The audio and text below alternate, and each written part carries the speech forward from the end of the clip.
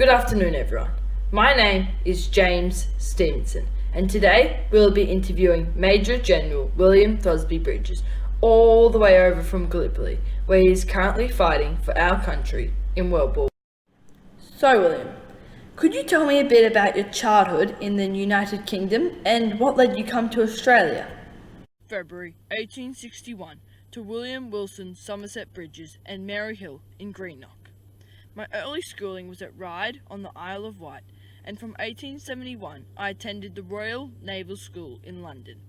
In 1873 we moved to Canada, where I continued my schooling at Trinity College, Port Hope. I then joined the Royal Military College of Canada in 1877, with my intention being to train and join the British Army. Unfortunately, that very next year my parents had a bank failure and moved to New South Wales, leaving me behind. In August 1879, I decided that it was time to follow my parents to Australia, where I joined the civil service, working in many places for 6 years. Why did you decide to enlist in World War I, and what were your initial thoughts on the task ahead? Well, James, I didn't really decide to enlist in World War I.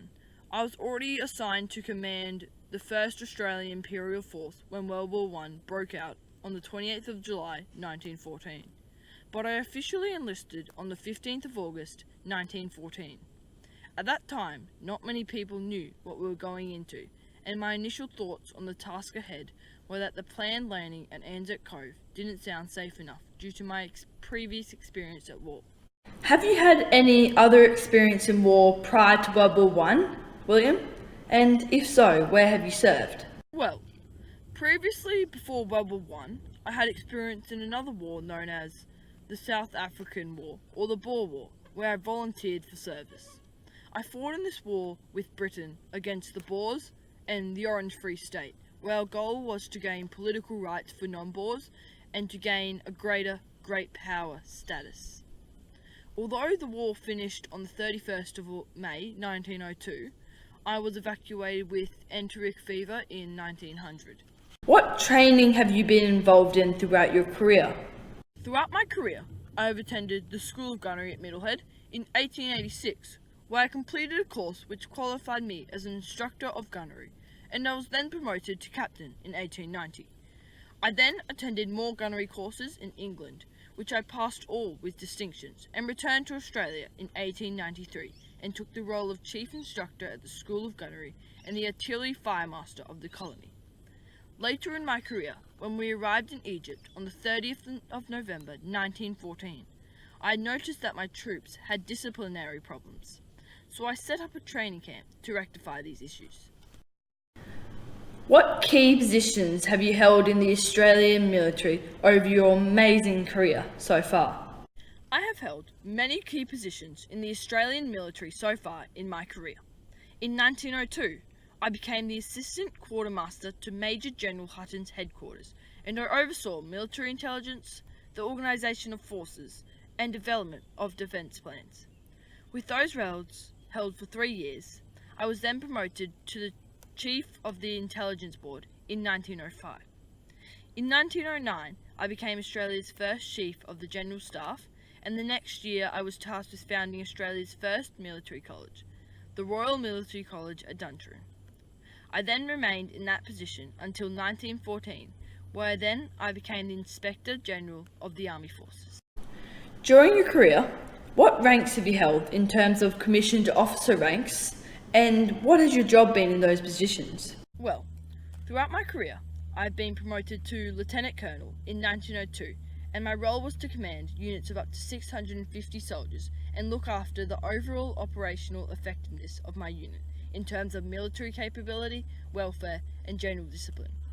I was then promoted in 1906 to Colonel, where I was in command of schools, training centres, and given some roles of oversight and development of the projects we were working on at that time.